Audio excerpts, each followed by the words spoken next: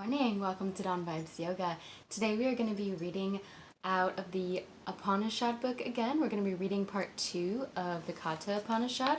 I have this exact translation listed in the description box below. So pour yourself a tea, find somewhere cozy, and let's get started.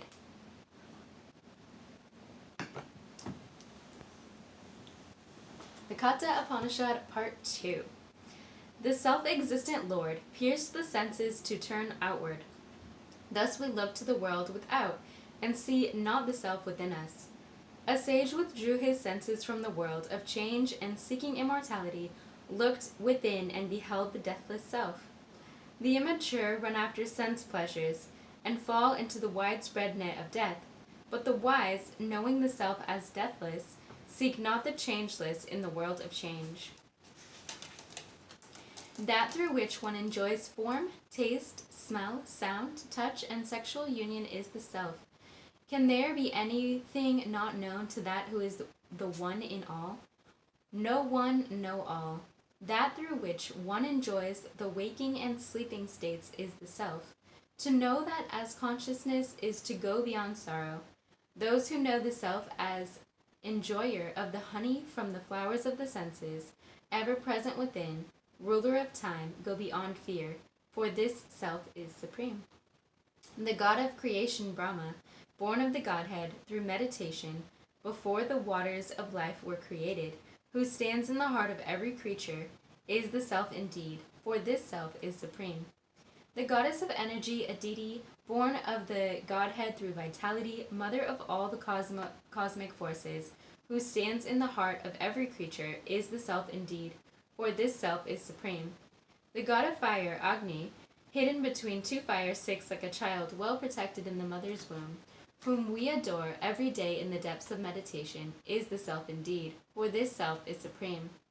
That which is the source of the sun, and of every power in the cosmos, beyond which there is neither going nor coming, is the self indeed, for this self is supreme. What is here is also there, what is there also here. Who sees multiplicity, but not the one indivisible self, must wander on and on from death to death. Only the one-pointed mind attains this state of unity. There is no one but the self. Who sees multiplicity, but not the one indivisible self, must wander on and on from death to death.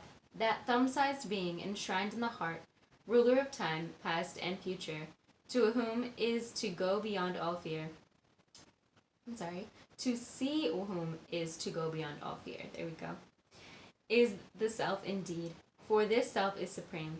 That thumb-sized being, a flame without smoke, ruler of time, past and future. The same on this day as on tomorrow is the self indeed, for this self is supreme.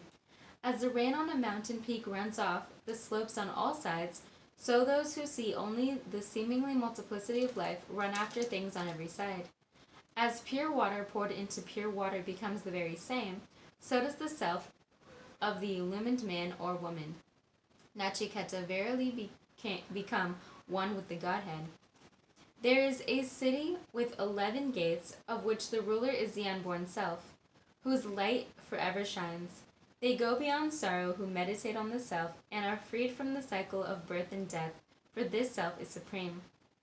This self is the sun shining in the sky, the wind blowing in space. He is the fire at the altar and in the home the guest. He dwells in human beings, in gods, in truth, and in the vast firmament. He is the fish born in the water, the plant growing in the earth, the river flowing down from the mountain, for this self is supreme. The adorable one who is seated in the heart rules the breath of life. Unto him all the senses pay their homage. When the dweller in the body breaks out in freedom from the bonds of flesh, what remains? For this self is supreme. We will live not by the breath that flows in and flows out, but by him who causes the breath to flow in and flow out. Now, O Nachiketa, I will tell you of the unseen, eternal Brahman, and what befalls the self after death. Of those unaware of the self, some are born as embodied creatures, while others remain in a lower state of evolution, as determined by their own need for growth. That which is awake, even in our sleep, giving form in dreams to the objects of sense cravings, That indeed is pure light, Brahman the immortal, who contains all the cosmos, and beyond whom none can go, for this self is supreme. As the same fire assumes different shapes when it consumes objects differing in shape, so does the one self take the shape of every creature in whom he is present. As the same air assumes different shapes when it enters objects differing in shape, so does the one self take the shape of every creature in whom he is present. As the sun, who is the eye of the world, cannot be tainted by the defects in our eyes or by the objects it looks on, so the one self, drawing in all, cannot be tainted by the evils of the world, for this self transcends all. The ruler supreme, inner self of all, multiplies his oneness into many. Eternal joy is theirs, who see the self in their own hearts. To none else would it come. Changeless amidst the things that pass away, pure consciousness is in all who are conscious. The one answers the prayers of many. Eternal peace is theirs, who see the self in their own hearts. To none else does it come. Nachiketa, how can I know that blissful self supreme, inexpressible, realized by the wise? Is he the light, or does he reflect the light? Yama, there shines not the sun, neither moon nor star, nor flash of lightning, nor fire lit on earth. The self is the light reflected by all. He is shining. Everything shines after him. The tree of eternity has its roots above, and its branches on earth below. Its pure root in Brahman, the immortal, from whom all the world draws their life, and whom none can transcend. For this self is supreme. The cosmos comes forth from Brahman and moves in him. With his power it reverberates, like thunder crashing in the sky. Those who realize him pass beyond the sway of death. In fear of him, fire burns. In fear of him, the sun shines. The clouds rain and the winds blow. In fear of him, death stalks about to kill. If one fails to realize Brahman in this life before the physical sheath is shed, he must again put on a body in the world of embodied creatures. Brahman can be seen as in a mirror, in a pure heart, in the world of the ancestors, as in a dream, in the Gandharva world, as a reflection in trembling waters, and clear as light in the realm of Brahma. Knowing the senses to be separate from the self, and the sense experience to be fleeting, the wise grieve no more. Above the senses is the mind, above the mind is the intellect, above that is the ego, and above the ego is the unmanifested cause. And beyond is Brahman, omnipresent, attributeless. Realizing him, one is released from the cycle of birth and death. He is formless and can never be seen with these two eyes, but he reveals himself in the heart made pure through meditation and sense restraint.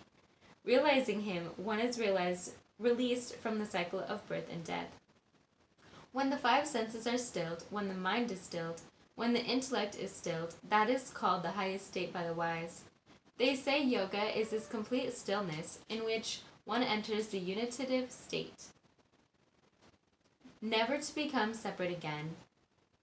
If one is not established in this state, the sense of unity will come and go. The unitive state cannot be attained through words or thoughts or through the eye. How can it be attained except through one who is established in this state oneself? There are two selves, the separate ego and the indivisible Atman. When one rises above I and me and mine, the Atman is revealed as one's real self. When all desires that surge in the heart are renounced, the mortal become immortal. When all the knots that strangle the heart are loosened, the mortal becomes immortal. This sums up the teaching of the scriptures. From the heart there radiate 101 vital tracts. One of them rises to the crown of the head. This way leads to immortality, the others to death. The Lord of love, not larger than the thumb, is ever enshrined in the hearts of all. Draw him clear out of the physical sheath, as one draws the stalks from the munja grass. Know thyself to be pure and immortal. Know thyself to be pure and immortal. The narrator. Nachiketa learned from the king of death the whole discipline of meditation. Freeing himself from all separateness, he won immortality in Brahman. So blessed is everyone who knows the self. Om Shanti Shanti Shanti. Thank you for watching Dawn Vibes Yoga. If you'd like to watch more in this series, click the bell so you don't miss a future video. May you always be happy and free.